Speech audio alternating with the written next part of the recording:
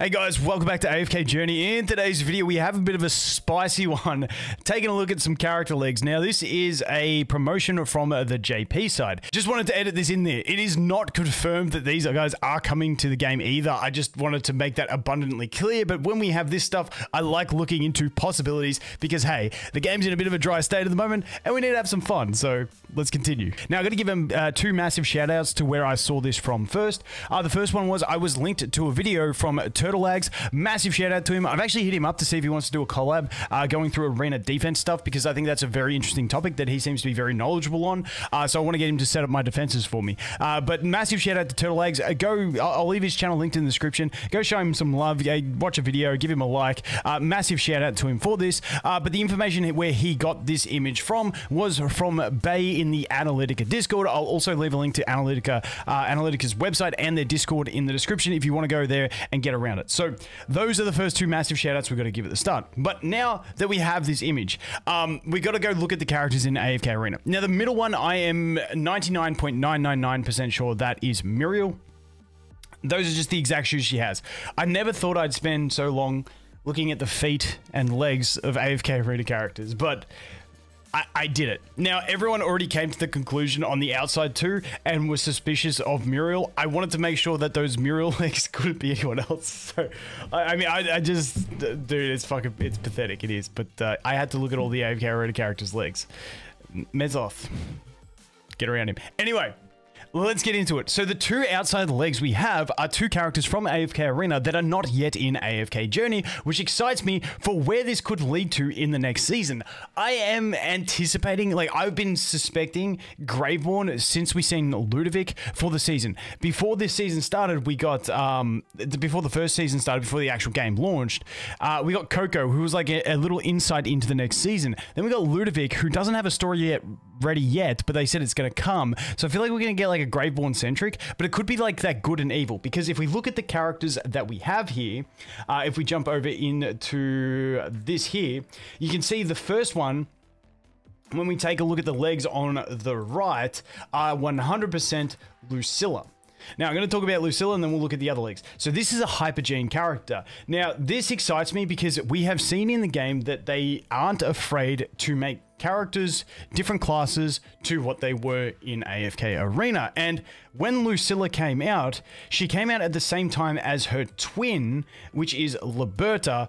Don't let me get into the lore. I'm not great with lore, but they came out at the same time. They're like twins, the good and evil side, and they were basically just trying to, I think the general gist is they were both like rejecting like the Celestials and the Hypergenes, and they just wanted to live. I'm just gonna, I suck at lore, but someone elaborate in there. Anyway, these guys are twins. So if we get Lucilla, I'm curious to see if we get Liberta. But when these two came out, they were both supports. But Liberta is essentially a damage dealer that also heals. Like Liberta does big damage, and it killed me because Lucilla was the much cooler looking of the twins, in my opinion. You got a massive like scythe thing. It's pretty cool, and unfortunately, she was more of a supportive character. So basically, what the gist of her kit is, the key things you can look to is that she sealed away stats of enemies, whether it be attack, defense. I can't remember what else, dude. It's too hard off the top of my head. You just get into a place of knowing where to slap these characters without detailed knowledge of the kits. But what does she seal away?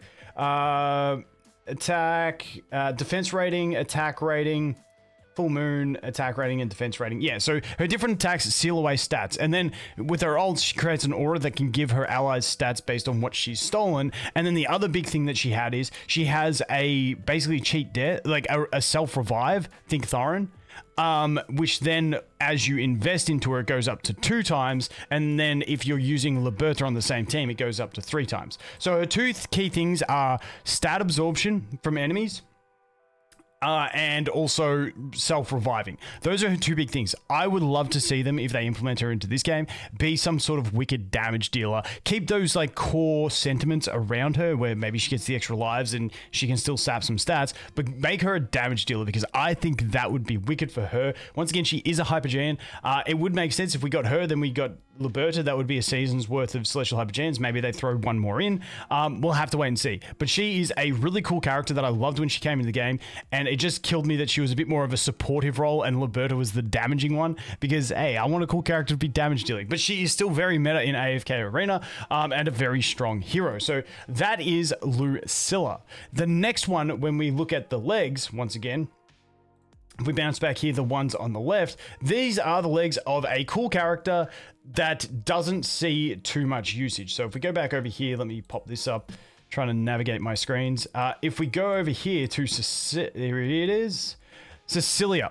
So she is one of those characters. She's been out in AFK Arena for a very, very long time, but I feel like she could be pretty useful depending on how they implement her. Now, I think with her core kit in AFK Arena, the way they could use that and like enhance it a bit could be quite functional. So essentially what she has is she's got a few key things. The first one is she's kind of like Sylvina is in Journey, where she doesn't appear at the start of battle. She appears behind, like a little delay, and then she appears behind the enemy opposite her position. So that's really nice. Then she has these symbols of sin that stack up on enemies, and then she uses her ultimate on the enemy with the most symbols of sin, and if they've got full stacks, I think it gets like a stun and a big bonus damage on these symbols of sin, and then she's got like a 3-strike attack that adds that. But the other cool thing that she has, which could be really useful in this game, is I'll just read this one. She creates a divine circle that encompasses her enemies. All enemies within the divine circle have their attack ratings reduced by 60%. The first time each enemy tries to enter or exit the circle, that will cause damage to them. So I feel like this is one of those cool like little abilities where it's a massive reduction. It's not just a tiny reduction. 60% is good. I feel like this could be usable in bosses in where we're looking at. And then when we look at her, if they make it, all depends on how they make numbers work and stuff like that. But I think this circle being a core part of her kit could be very useful in some bosses. We'll have to wait and see. But then also the damaging side of it with her what execution thing, I forget what they call it, with her judgment. It's then being able to manually target that on an enemy to get a stun, I think could have some extra viability, but we'll have to wait and see. But those are the two characters we see. Now, like I said at the start, I think this could introduce like a really cool type system, especially when we look like if who knows what the season's going to be, but if it's like Graveborn focus, because I just feel like these characters can slot into a Graveborn focus, but I don't see how Ludovic is slotting into a different focus, if that makes sense. So if we have like a Graveborn focus, if we go into the story of Cecilia here, she's like part of like some like, what do they call it? The Heresy Inquisition. So like they have like this, the Temple of Light are all healers. Most experienced citizens assume that those in the Temple of Light are all healers, clerics, and paladins. Very few suspect that within the temple is another organization that deals in decidedly darker matters. The Heresy Inquisition.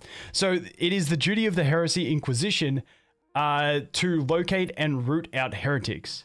So it's like this like holy war type thing where maybe they're trying to root out the Hypergenes and the Graveborn. I feel like that would be a cool implementation for her into a season. I have no idea. I'm just talking shit, but if they have those two characters in the season, we'll have to wait and see. Once again, it is not confirmed that they will be coming. This is just a preview. Maybe they're just trying to you know, get some Kumas excited with some leg images. I don't know, but hey, if we get them, it'd be pretty cool. I really do hope they make Lucilla a bit more damage focused, because that's what I wanted her to be in AFK Arena. But hey, that's what we got so far. That's all the news. Anyway, guys, as always, let me know what you think. Thanks for watching. Hope you have an awesome day, and I look forward to seeing you in the next one. Cheers.